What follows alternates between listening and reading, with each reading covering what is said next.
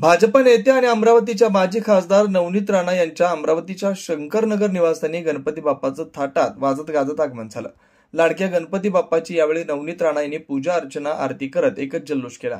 गेल्या 12-13 वर्षापासून आमच्या घरी बाप्पाचं आगमन होतं।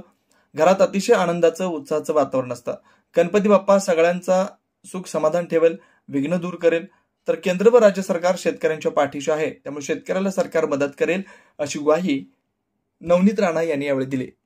गणेश उत्सवची पहिले तर आपल्या माध्यमातून सगळे भक्तांना मनापासून खूप खूप शुभेच्छा।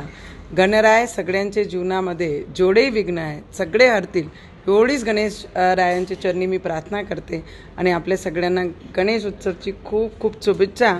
आणि सगळे याच उत्साहाने दरवर्षी आम्ही गेल्या 13-14 वर्षापासून आपले घरात स्थापना करतो आणि जिथे जिथे आम्ही जातो ते खूप उत्साह आपली पिढीमध्ये आणि आपली जी संस्कृती आहे ते सगळे जपण्याचा प्रयत्नही सुद्धा करतात आणि खूप उत्साहाने महाराष्ट्रामध्ये आणि प्रत्येक ठिकाणी अब्रॉडमध्ये सुद्धा जेव्हा आम्ही व्हिज्युअल पाहतो तर तिथेही सुद्धा एवढेच उत्साहाने गणेशरायाचं स्थापना होते आणि विसर्जन होते।